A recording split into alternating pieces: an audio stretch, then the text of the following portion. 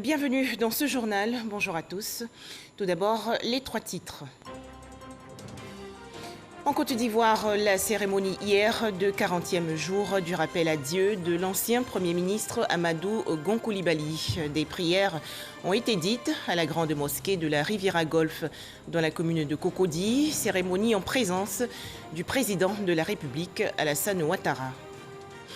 Toujours en Côte d'Ivoire, bientôt un code de bonne conduite des groupements politiques et autres acteurs de la société civile pour la présidentielle d'octobre prochain. Ils ont en effet participé à un atelier organisé par l'Institut national démocratique et l'Agence des Nations unies pour le développement. Enfin, le Gabon célèbre aujourd'hui le 60e anniversaire de son indépendance. En Côte d'Ivoire, des prières dites et des bénédictions faites par les fidèles musulmans lors de la cérémonie de 40e jour du rappel à Dieu de l'ancien Premier ministre Amadou Gon Coulibaly. C'était hier à la grande mosquée de la Riviera Golf dans la commune de Cocody, cérémonie en présence bien sûr du président de la République Alassane Ouattara. C'est un reportage de Viviane Haïma. Bien que les premières cérémonies funéraires du Premier ministre Amadou Gon Coulibaly aient eu lieu il y a déjà un mois, l'élan de solidarité autour du président de la République et de la famille Gon Coulibaly reste encore vivace. Les cérémonies du 40e jour qui se sont déroulées ce dimanche 16 août à la grande mosquée de la Riviera Golf ont vu la présence d'une foule nombreuse. Le président de la République Alassane Ouattara et son épouse, la première dame de Côte d'Ivoire, Dominique Ouattara, était une fois de plus aux côtés de la famille Gon Coulibaly. Mais il n'était pas seul. Une forte délégation envoyée par le président Ibrahim Boubacar Keïta du Mali pour traduire sa compassion et celle de son pays au chef de l'État ivoirien et à l'ensemble de la Côte d'Ivoire était conduite par son épouse, la première dame du Mali, Keïta Aminata Maïga, et comprenait le Premier ministre Boubou Cissé et les anciens premiers ministres du Mali, Boubei Maïga et Ahmed Souaré. La délégation comprenait aussi 2 imams dépêchés par le Haut Conseil islamique du Mali. Présent également aux côtés du chef de l'État et la famille Gon Coulibaly, l'ancien premier ministre de la Guinée, Sidya Touré, ainsi que 4 imams de la Guinée venus participer aux prières pour le repos de l'âme du défunt. Ainsi, sous l'autorité du président du Conseil supérieur des imams, le cheikh Mamadou Traoré, les imams ont procédé à 3 lectures intégrales et complètes du Coran pour implorer la miséricorde d'Allah. De nombreux dons ont été aussi faits aux imams par le président de la République Alassane Ouattara ainsi que par le Premier ministre, chef du gouvernement, ministre de la Défense Ahmed Bakayoko, afin qu'il continue d'intercéder pour le repos de l'âme de l'illustre disparu. L'élan de solidarité s'est aussi traduit par des dons faits à la famille. Le Premier ministre du Mali, Boubou Cissé, était porteur du message de compassion du président Ibrahim Boubacar Keïta. Monsieur le Président de la République, au Mali, nous gardons de Amadou le souvenir d'un homme affable qui a toujours eu souci de l'intégration des pays du continent et en particulier de bons rapports de voisinage entre le Mali et la Côte d'Ivoire.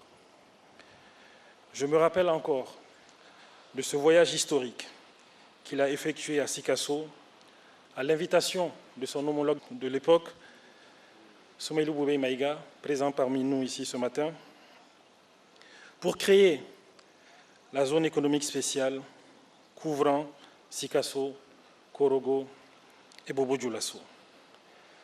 L'idée de Amadou derrière cette initiative était encore et toujours le renforcement de la coopération et surtout favoriser davantage l'intégration sous-régionale. Comme vous le savez, Monsieur le président malien aurait été lui-même à vos côtés lors des obsèques du grand homme disparu, n'eût été la situation qui prévalait au Mali à l'époque et pour l'apaisement de laquelle, Monsieur le Président de la République, vous vous êtes fortement impliqué et vous continuez encore de vous impliquer. Pour Ibrahim Boubacar Keïta, cet engagement de son frère Alassane Ouattara aux côtés du Mali n'est ni nouveau ni surprenant. Nous nous devions d'être présents sur le sol ivoirien en ce moment. C'est cela la fraternité africaine, c'est cela la solidarité africaine. Au nom du président de la République du Mali, le président Ibrahim Boubacar Keïta, au nom de son épouse, ici présent, au nom du gouvernement de la République du Mali, je voudrais adresser nos condoléances à toute la famille Ngom, à sa mère, ici présente, Adja Fatoumata, à son épouse, Adja Assetou, à ses enfants, ainsi qu'aux populations de Korogo et à toute la Côte d'Ivoire. Monsieur le Président de la République, puisse Allah subhanahu wa ta'ala vous réconforter, vous-même, le gouvernement, le bon peuple de Côte d'Ivoire. Le Premier ministre Boubou Cissé était aussi porteur d'un don de 10 millions de francs du président Ibrahim Boubacar Keïta à la famille Gon Coulibaly. Le porte-parole de la famille Gon Coulibaly, le frère cadet du défunt, en l'occurrence Dramane Gon Coulibaly, a traduit la reconnaissance des siens pour tous ces gestes.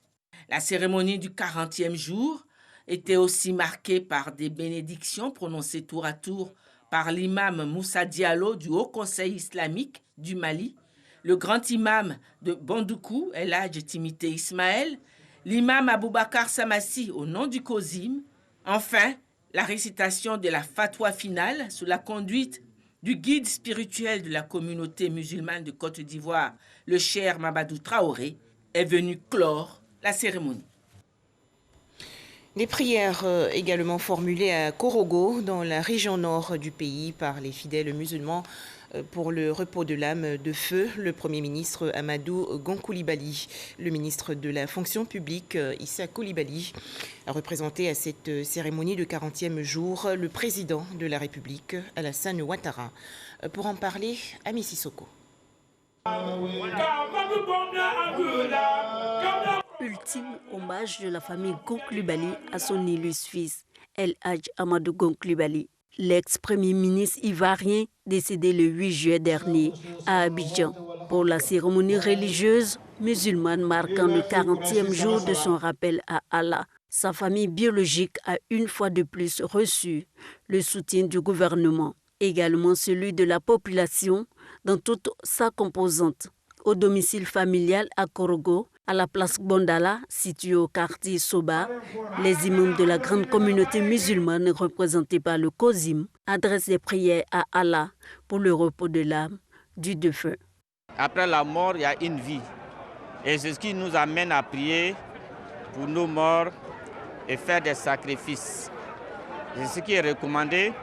Une occasion pour tous ceux qui ont côtoyé l'ex-premier ministre de faire des témoignages ainsi que des dons à la famille Gon Coulibaly. Je suis de la génération des initiés au Poro, de Korogo, 86-92. Donc la même génération que feu Premier ministre Amadou Gon Coulibaly. Tout le monde sait qu'il était beaucoup ancré dans la tradition et la culture sénéfo. Il ne manquait de rien, une seule cérémonie de résistance pratique de l'initiation du Poro. Tout le monde connaît un peu ma relation à Korogo, ici en Côte d'Ivoire, avec l'homme. Alors, il a fallu que je sois là pour témoigner mon amour à la population de Korogo, pour témoigner mon amour à la famille du défunt et voilà, prier pour le repos de son âme. Un autre 40e jour qui se fait à Abidjan et on ne s'attendait pas à autant de monde sur Korogo pour cet événement-là. Vraiment, on ne peut que dire merci, merci à tout le monde. Au nom du chef de l'État, Alassane Ouattara, le ministre de la fonction publique, Issa Coulibaly, a traduit toute sa reconnaissance aux différentes délégations qui ont pris part à cette cérémonie.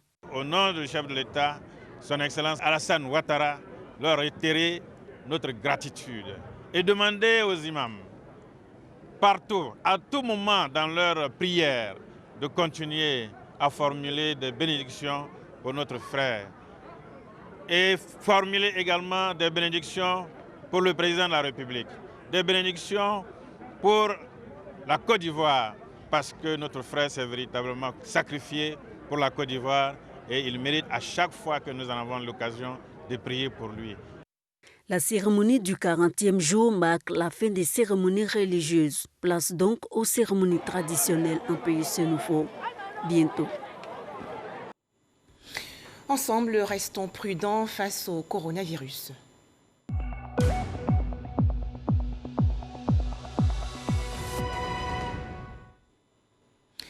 « 33 nouveaux cas de maladie à coronavirus enregistrés hier en Côte d'Ivoire par le ministère de la Santé et de l'Hygiène publique, ce qui porte le bilan ivoirien à 17 026 cas confirmés de coronavirus, dont 13 947 personnes guéries et 110 décès.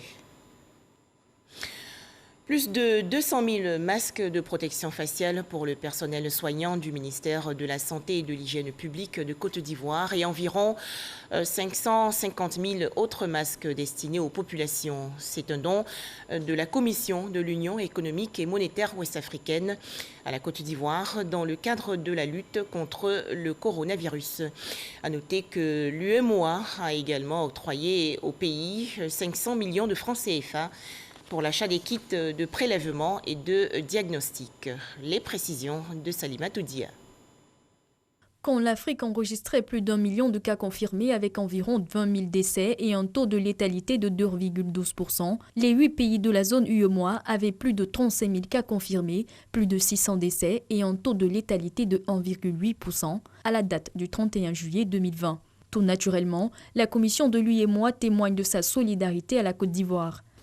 La Commission a voulu marquer sa solidarité au gouvernement et au peuple ivoirien par l'octroi de masques pour le personnel soignant, plus de 206 000 masques. Ensuite, des masques à usage multiple pour le grand public, plus de 558 000 masques, d'une valeur totale de 1 milliard 5 millions 953 068 francs CFA. Et en plus de cela, une somme de 500 millions de francs CFA destinée à l'acquisition des kits de prélèvement et de diagnostic.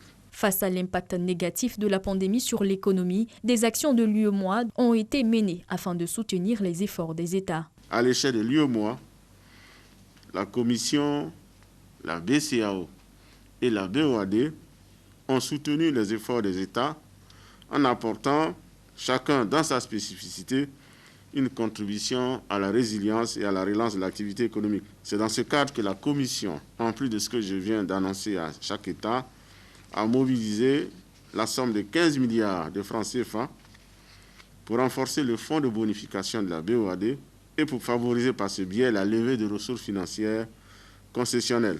Pour le ministre de la Santé et de l'Hygiène publique, cette action de l'UEMOA cadre avec les besoins du moment et cela permettra une meilleure prise en charge des patients.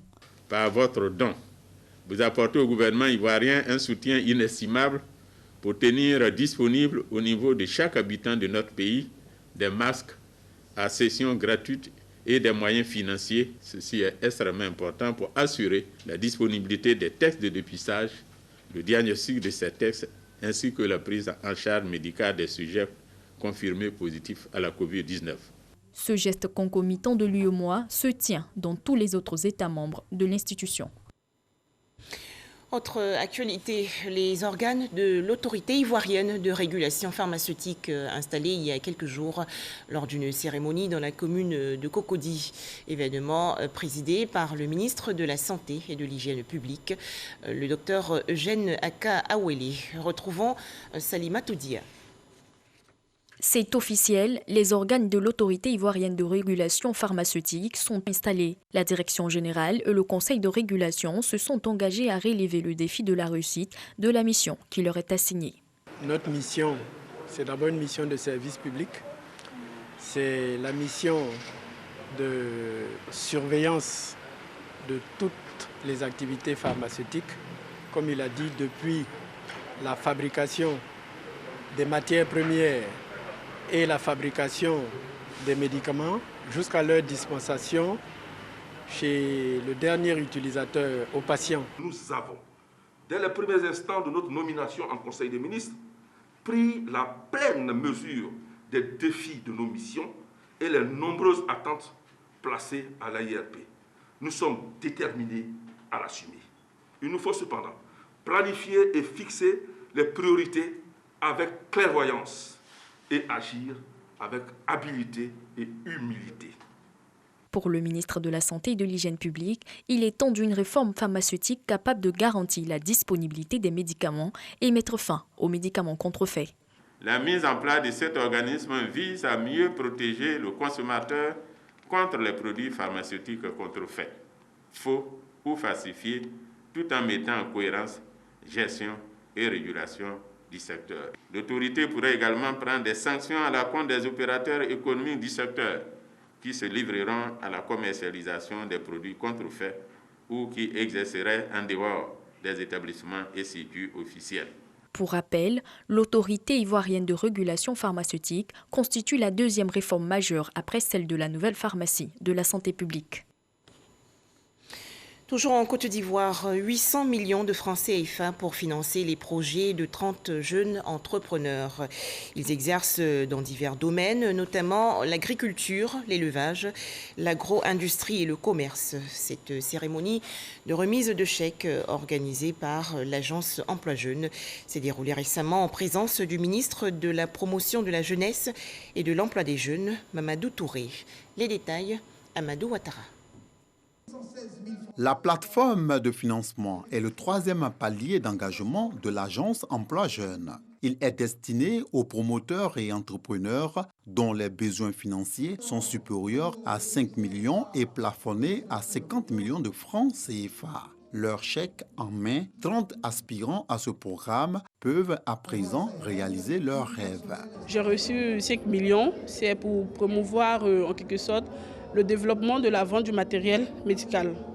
Ce qui m'a motivée, je voulais forcément réaliser mon rêve de vraiment travailler pour moi-même. Parce qu'aujourd'hui, on sait que travailler pour une tierce, franchement, c'est pas facile. Et je voulais forcément être mon propre patron. Franchement, je suis vraiment très heureuse. Il suffit juste de vous rendre pour les jeunes.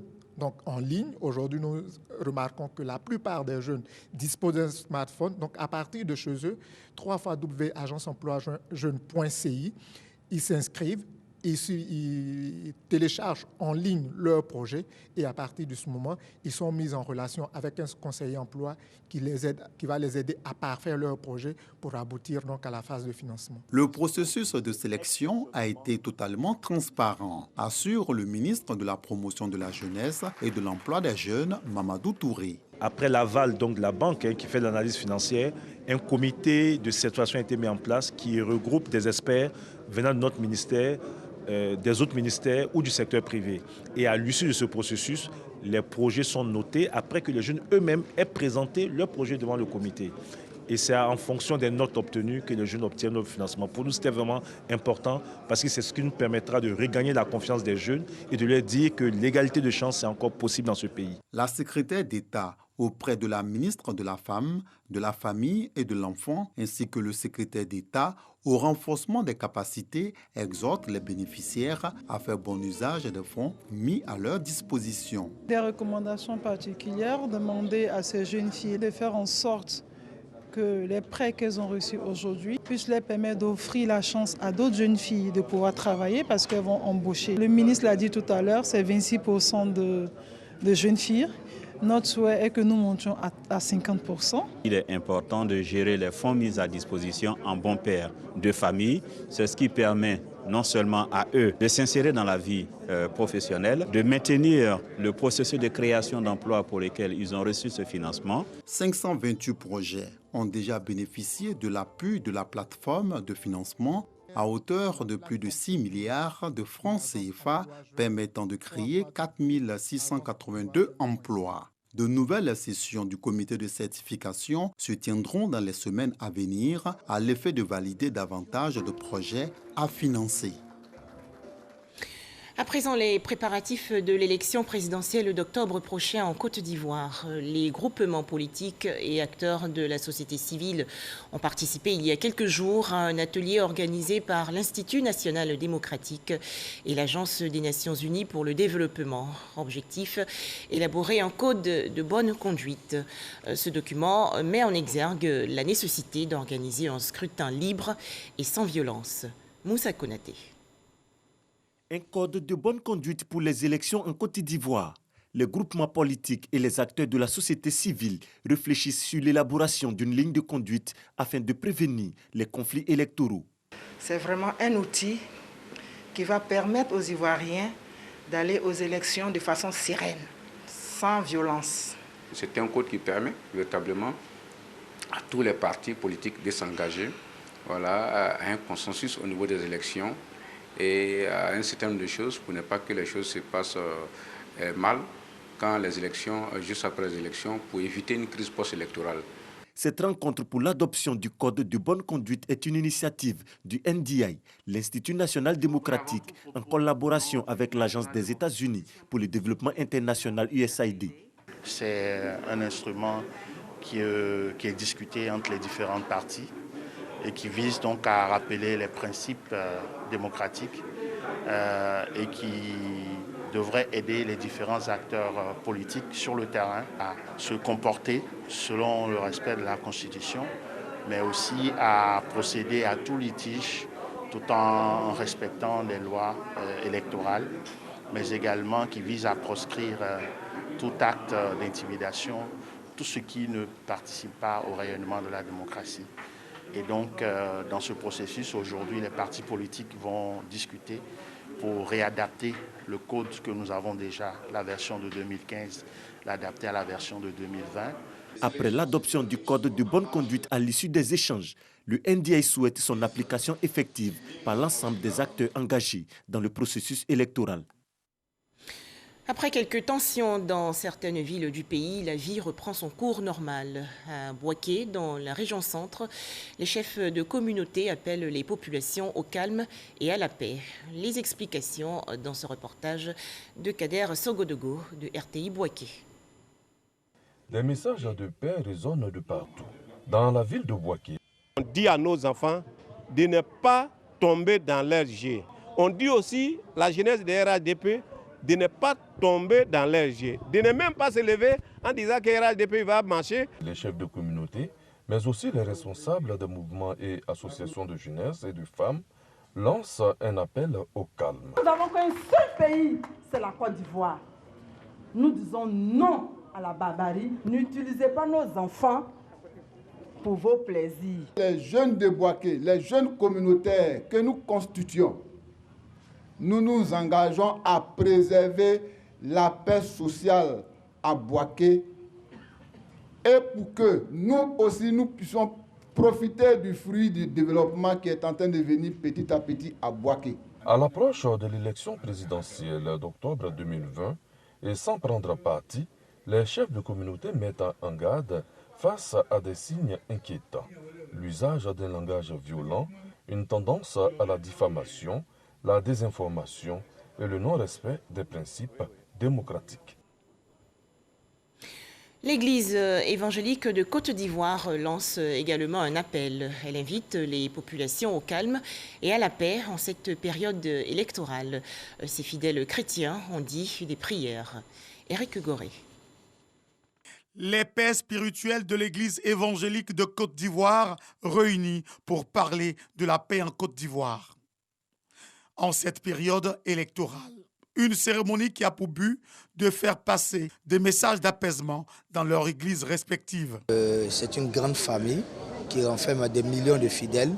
Alors donc il fallait d'abord unir cette famille et surtout apporter une motivation au sein de cette famille dans ce climat politique que présente la Côte d'Ivoire, afin de motiver chaque serviteur de Dieu et homme de Dieu à la paix, à la cohésion. Préserver la paix en Côte d'Ivoire en privilégiant le dialogue.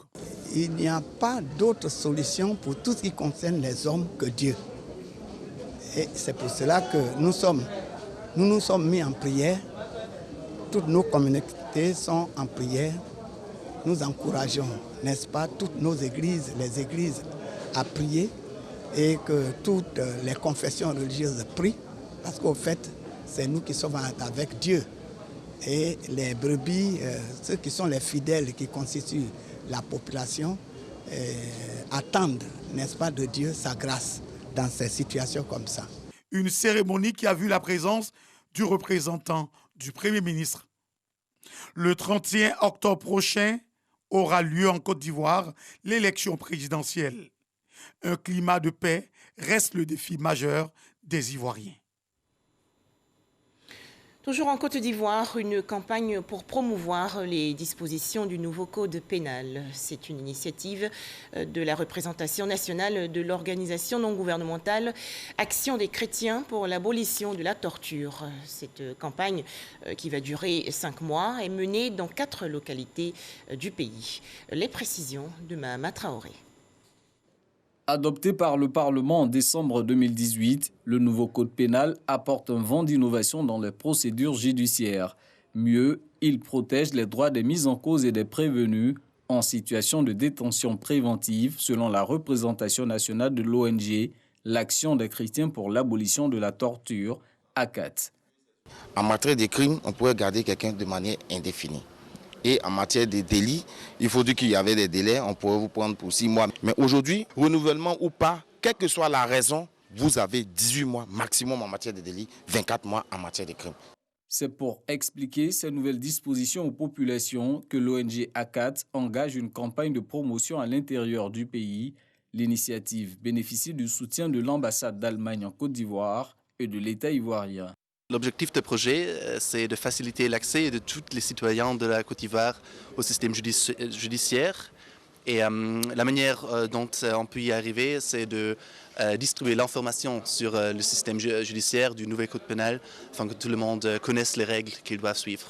Ce que nous pouvons faire, c'est d'accompagner ce genre de projets-là qui sont mis en œuvre par les ONG telles que l'ACAT et donc apporter des appuis techniques et peut-être financier aussi dans la mesure du possible.